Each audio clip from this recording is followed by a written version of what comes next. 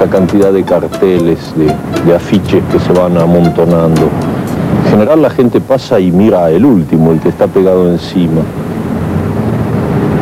Yo no sé, para mí es algo así como una pared llena de carteles, tiene algo siempre de mensaje, es como una especie de poema anónimo, porque ha sido hecho por todos, por montones de pegadores de carteles que fueron superponiendo palabras, que fueron acumulando imágenes y luego algunas caen y otras quedan y los colores se van combinando y ahí arriba, por ejemplo, hay un verdadero cuadro que se va a seguir perfeccionando todavía, porque cuando ese cartel se caiga en pedazos va a ser todavía más hermoso.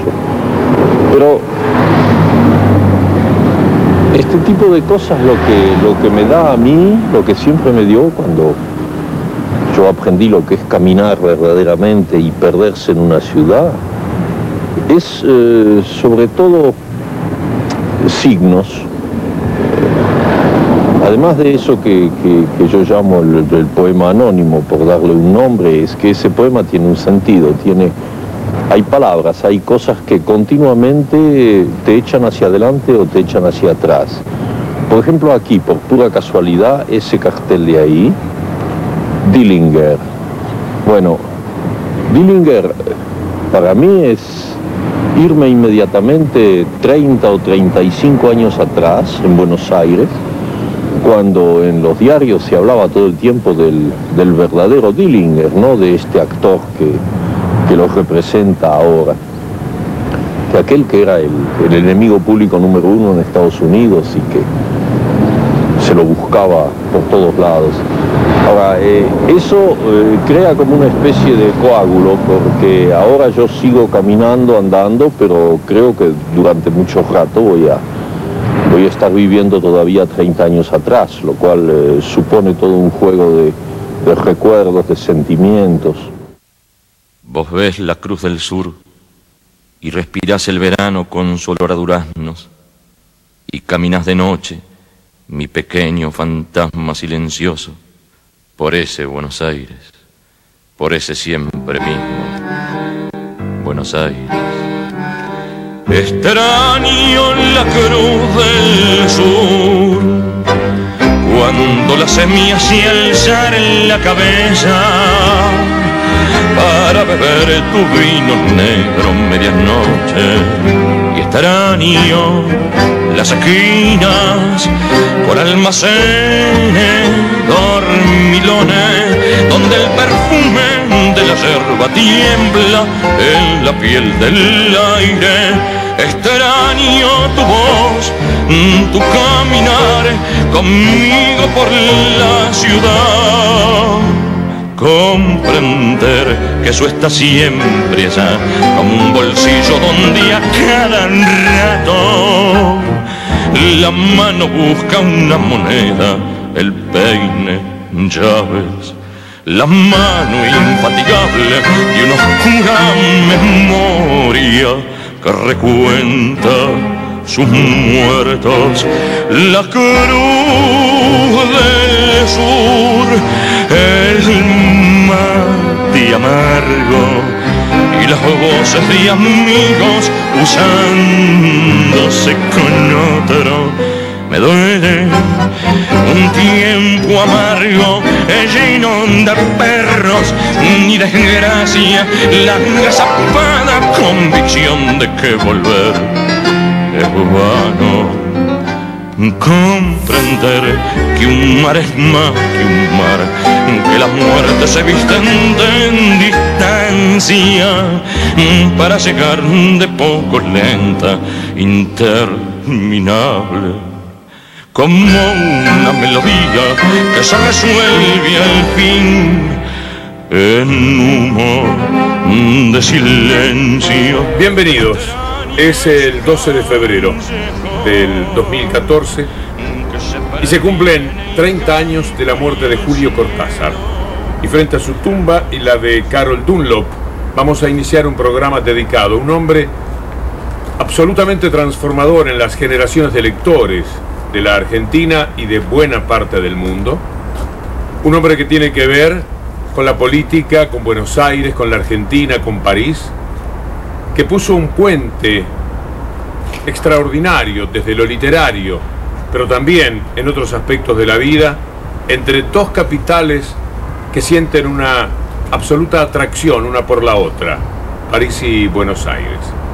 Desde este lugar, me da mucho gusto presentar un programa especialmente dedicado a Cortázar, porque esta semana, este día en especial, este día en el que hemos llegado muy tempranito con este sol espléndido de París, que hacía días que no aparecía y que surge acaso justamente para la ocasión, el gusto de presentarles nuestra bajada de línea de este domingo. Julio Florencio Cortázar nació en Bruselas, Bélgica, el 26 de agosto de 1914. Su padre era funcionario de la Embajada Argentina. 4 años después, en medio de la Primera Guerra Mundial, los Cortázar pudieron escapar al avance alemán y volver a Buenos Aires. Julio, niño introspectivo y muy lector, escribió su primera novelita a los 9 años. Fue profesor de secundaria en Chivilcoy y Bolívar. Siempre siguió escribiendo y se pensó escritor. Si bien su primera publicación importante fue en 1951, no fue sino hasta el llamado boom latinoamericano que Cortázar se hizo mundialmente conocido. Sus libros fueron traducidos y las ventas le permitieron vivir finalmente de la literatura. En un momento histórico importante para América Latina, en que está dominada por un imperialismo que la quiere convertir en una factoría, en una colonia, pues el azar haga que aparezcan 5, 6, 8 excelentes escritores que lanzan un montón de libros y de golpe crean un estado de conciencia que abarca todo el continente. A mí lo que me alegra en este fenómeno del llamado boom es que hay dos cosas. En primer lugar, que hemos sido leídos por primera vez por nuestros compatriotas. Yo pertenezco a una generación que no leía a los escritores latinoamericanos sino con cuentagotas. Teníamos a Borges, teníamos a Arlt, teníamos a 2 o 3, y ahí se acababa. Estábamos vueltos a Europa. Lo que leíamos era la última novela de Graham Greene, la última novela de François Mauriac, la última novela de Pearl Buck o de Hemingway. Magníficos escritores y que hay que leer y en buena hora, pero estábamos de espaldas a nuestra realidad. Y en 10 años de eso que llaman el boom, sucede que hay millones de latinoamericanos que se han despertado a ese hecho maravilloso de tener confianza en sí mismos, porque si yo tengo confianza en un escritor argentino, estoy teniendo confianza en mí mismo, tengo confianza como perteneciente a una sociedad, a una cultura, a un ritmo histórico. Entonces de golpe tenemos un continente que nos lee a nosotros. Y entonces fíjate lo que eso significa como signo revolucionario, como búsqueda de una identidad. Sabemos cada vez mejor que somos latinoamericanos y que, como dijo Darío, invirtiendo la frase, tantos millones de hombres no hablaremos inglés, hablaremos español. Y esa es la segunda mitad de la cosa que toca España y que a mí me da tanta alegría. Y es el hecho de que ustedes, los españoles, nos leen a los latinoamericanos y nos leen amistosamente, nos leen fraternalmente. Bueno, ese contacto, después de un largo periodo de distancia, que tú conoces muy bien, ese contacto es fecundo, ese contacto nos vuelve a enlazar. Ya no necesitamos ni a Hernán Cortés ni a Pizarro, los que crearon las diferencias. No, ya somos un solo conjunto unidos por un idioma, y ojalá que por un mismo destino histórico.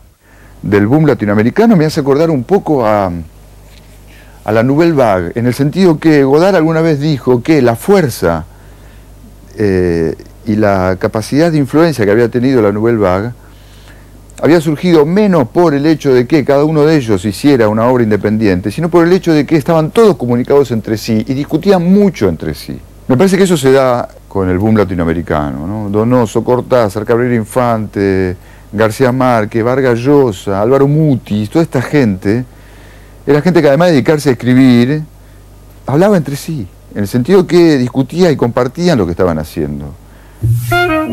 Quien primero publicó a Cortázar fue Jorge Luis Borges, que incluyó su cuento Casa Tomada en la prestigiosa revista Sur. Eran tiempos del peronismo y ambos eran muy opositores al gobierno. Bestiario, el primer libro de cuentos de Cortázar, se publica en el año 1951, pero él, abrumado por la situación política, decide emigrar a París, donde vivirá el resto de su vida. Cortázar se va en 1951 por múltiples razones, una de las cuales podría ser el peronismo. No es, me parece, ni la central ni la definitiva de por qué él decide irse, porque él se hubiera ido de todas maneras.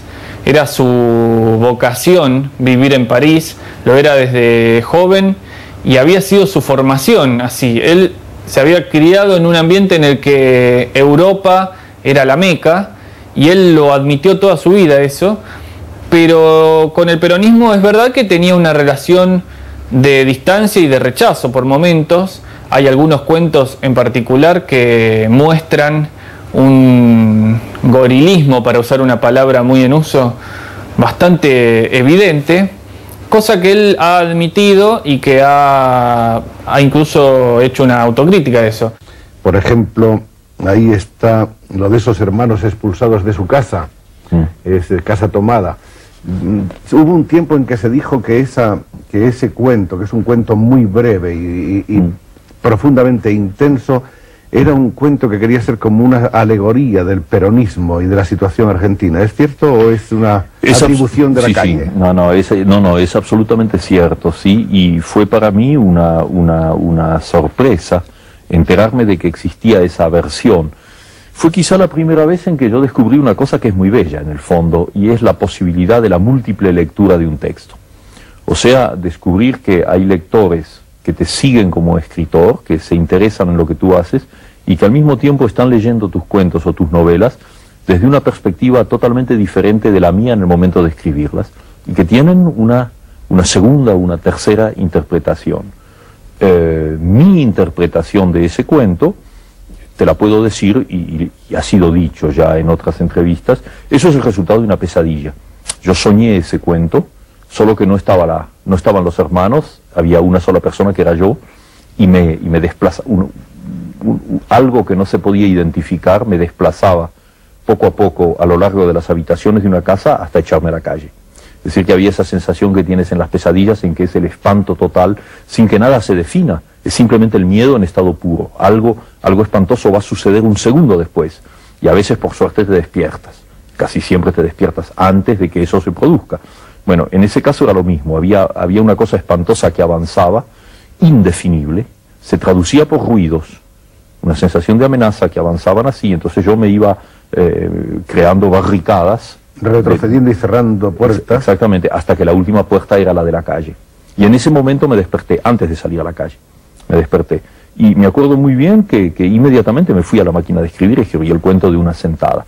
O sea, que esa es mi lectura del cuento. Ahora, esa interpretación de que quizá yo estaba traduciendo mi reacción como argentino frente a lo que sucedía en la política, no se puede excluir, porque es perfectamente posible que yo haya tenido esa sensación que en la pesadilla se tradujo de una manera fantástica, de una manera simbólica.